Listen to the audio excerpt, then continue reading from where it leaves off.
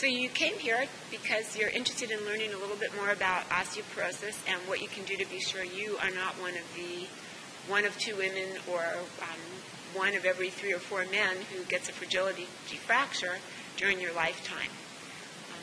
The book, Your Bones, provides every possible thing that you need to know about this. Here I'm going to try to give you a little bit more information about a couple of factors that are really crucial and some facts that may surprise you. One that certainly surprised me when I began looking into this was that the standard American diet actually promotes bone loss. And it does this because it is a very high protein diet. I was shocked when I saw how much protein typically we consume. It's somewhere between 70 and 85 or 90 grams of protein a day for people in their 30s to like 60s. Then it drops down to, say, 60 to about 80 grams of protein a day in our 70s. This is still much higher than we need, and having more protein than we need makes our body chemistry more acidic. And when you have an acid body chemistry, that makes you tend to lose bone because it's more inflammatory. So another reason it's more inflammatory is a lot of the food we eat is very high in omega-6 fatty acids. Meats, animal products that are raised, grown with grains are typically high in omega-6 fatty acids. So they tend to be, which are more pro-inflammatory. What you want are more omega-3 fatty acids, such as are found in cold water fish. Or in animals that are fed grass. So if you're going to eat beef, try to get grass-fed beef, which is also going to have a really helpful compound in it called conjugated linoleic acid, which is actually quite protective and will help you be less inflammatory. It will help protect you against cardiovascular disease, too, as well as helping to prevent osteoporosis. So what do you want in a bone-building diet? I go into this in a lot of detail in the book. Here I just have a few moments to give you a few pointers.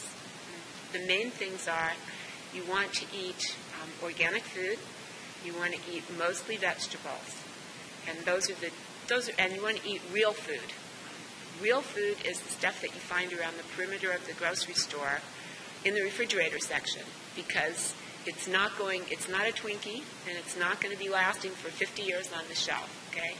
You want real food with a lot of active phytonutrients in it and a lot of minerals and vitamins, not food that's loaded with preservatives and additives and false colors and flavors and refined sugars and refined everything. You wouldn't believe what they do in food science to concoct the stuff that they sell us as food. It's sort of semi-food. So don't eat that. It's not going to serve your bones or the rest of your body well. It's better to choose organic when you can because the food that is grown conventionally with pesticides doesn't have as much minerals in it as the organic food. There have been a bunch of studies on this. I discussed them all in the book. Nor does it have the same amount of phytonutrients in it. Foods create these really helpful protective phytonutrient chemicals as self-defense mechanisms to protect them against pests. But when they're using pesticides to grow the foods don't need to create those, and so they don't. They create a lot less of them. They're unnecessary.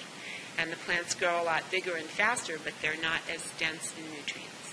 So you want the nutrient-dense foods. You get a lot more bang for your calorie buck that way as well. You may be wondering why I'm so passionate about bone health. I lost my grandmother, my great-grandmother, my aunt, and my mother to osteoporosis-related fractures. Within a year, they all had hip fractures. They all died within less than a year of having them. I miss my mother very much. If I had known what I know now, she wouldn't have had that fracture. And it's too late for me to help her, but I can help you. And I also have held myself. I will be the first woman in all the women in my family that I know about, as far back as I know about, who will not die an osteoporotic-related death. I was doing what I thought was everything right, eating a healthy diet, taking some calcium, probably the wrong kind of calcium, but I didn't know that then. I was exercising, and I just thought I was doing everything I possibly could for my bone health. And then when I was in my early 40s, I was tested, and it was shown that I already had osteopenia, which is when your bones are thinning a lot. and it's just the prelude to osteoporosis. So I already had a really good case of osteopenia, and this was even before menopause. When menopause hits and your hormone levels drop, you really start to lose bone. So I knew that if I didn't do something, I was going to have frank osteopenia by the time I was 60. And I wasn't willing to settle for that.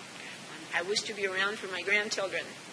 So we started looking into it. I'm fortunate in that I'm married to a really terrific doctor whose name is Joe Pizzorno.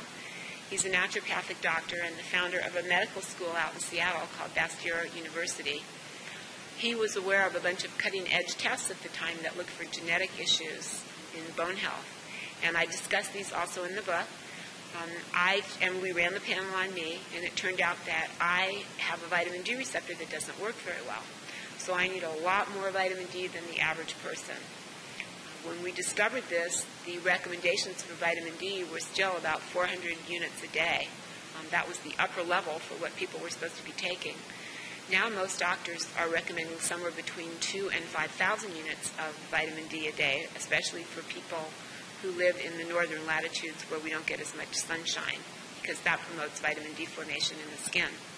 So I was living in Seattle where the sun rarely, if ever, shines, and it turned out that I need 10,000 units of vitamin D every day because my vitamin D receptors are so poor at actually latching on to vitamin D. If you don't have vitamin D, you don't absorb calcium well. If you don't absorb calcium well, you can't build bone. So that was the answer to my bone loss riddle. I don't know what your answer will be. There's many, many causes, many risks, many causes, which I try to outline in the book as to why someone could be losing bone. And I promise you'll be able to figure out what yours is, and you'll be able to do something about it, and you will have strong, healthy bones for the rest of your life. The nice people who are filming this have told me that will be more information below this video as to how to order the book. I hope you will, and I hope it will be a really big help to you.